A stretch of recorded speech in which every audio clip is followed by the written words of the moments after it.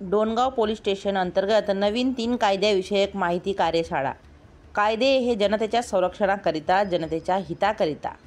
प्रतिनिधी भागवत जाधव। नमस्कार, मी Bhagyashree Maharashtra news 24 live मध्ये आपले स्वागत करते। डोणगाव पोलीस स्टेशन अंतर्गत नवीन 3 फौजदारी कायदे हे जनतेच्या संरक्षणासाठी असून गुन्हेगारीला आळा घालण्यासाठी उपयुक्त ठरतील। ॲडव्होकेट रेखे साहेब यांनी दिनांक 11 फेब्रुवारीला डोणगाव पोलीस स्टेशनमध्ये नवीन फौजदारी कायदे कार्यशाळा भाग 2 संदर्भात आयोजित कार्यक्रमात सांगितले।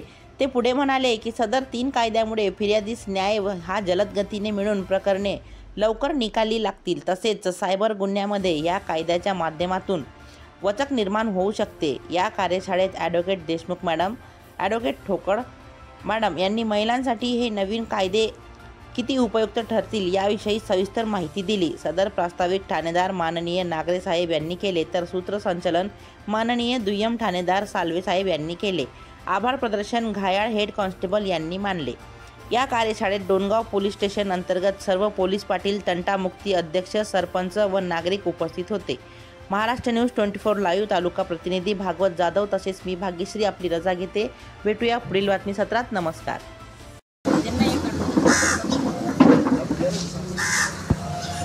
नमस्कार, मी API नागरे, ठाणेदार डोणगाव पोलीस स्टेशन। आज आपण नवीन कायद्याविषयी कार्यशाळा क्रमांक 2 असं आयोजित केलेलं होतं। सदर कार्यशाळेकरता आपण प्रत्येक गावामधून सरपंच, उपसरपंच, तंटामुक्ती अध्यक्ष तसेच पोलीस पाटील आणि प्रतिष्ठित नागरिकांना बोलवलं होतं।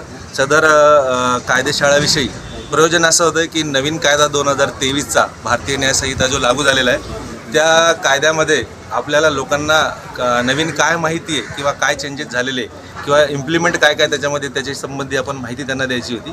तर सदर कार्यक्रमासाठी आपल्याकडं आपले मेकरचे कायदे Pandit Shri Rajesh Rekhe Saheb, advocate madam Anjali Deshmukh madam, त्याच्यानंतर दुर्गा ठोकळ मॅडम ॲडव्होकेट असे आपल्याकडे आलेले आहेत पाहुणे म्हणून, आणि त्यांनी उत्कृष्टपणे आपल्या जमलेल्या लोकांना कायद्याविषयी माहिती दिलेली आहे, जेणेकरून भविष्यामध्ये त्यांना आपल्याला कायद्याची अंमलबजावणी करण्यामध्ये किंवा कोणत्याही प्रकारचा प्रॉब्लेम असेल तर त्यांच्याशी डायरेक्ट संपर्क साधण्यामध्ये त्यांना फायदा होईल, असं त्यांना आपण एक प्रशिक्षणाद्वारे माहिती दिलेली आहे। 30103 एक झालेलं आहे सेक्शन भारतीय न्याय संहितेचं 103 आणि भारतीय न्याय संहितेनुसार कुठला गुन्हा घडत असेल तर ते कलम लागतात। त्याच्यानंतर जे प्रोसिजर आहे तर ती ही भारतीय नागरिक सुरक्षा संहिता याच्यानुसार कोर्टात जे चार्जशीटपासून दाखल करणे, अरेस्ट करणे, बेल करणे, त्याची सर्व प्रक्रिया जी आहे ती भारतीय नागरिक सुरक्षा संहितेच्या माध्यमातून चालते। आणि भारतीय साक्ष अधिनियम म्हणजे कोर्टात गेल्यानंतर पुरावे असतील, आता पंचनामा आहे थोडक्यात पंचनामा काय केला जातो, पंचनाम्याचा बेस कोणत्या कायद्यात होतो, पंचनाम्याच्यासाठी किती घटना घडल्यानंतर काय तिथली परिस्थिती होती। आता काय तर किती बदल झालेला आहे। एखाद्या जर मर्दासारखा गुन्हा असेल किंवा काही बाकी सिरियस ऑफेन्स जे असतील तर याच्यामध्ये पंचनामा करताना व्हिडिओ शूटिंगसुद्धा घेतल्या जाते। आता तिथे जाऊन व्हिडिओ शूटिंग घेणं, आपल्याला कायद्याचं पालन करायचं म्हटल्यावर आपल्याला कसं वागावं लागेल।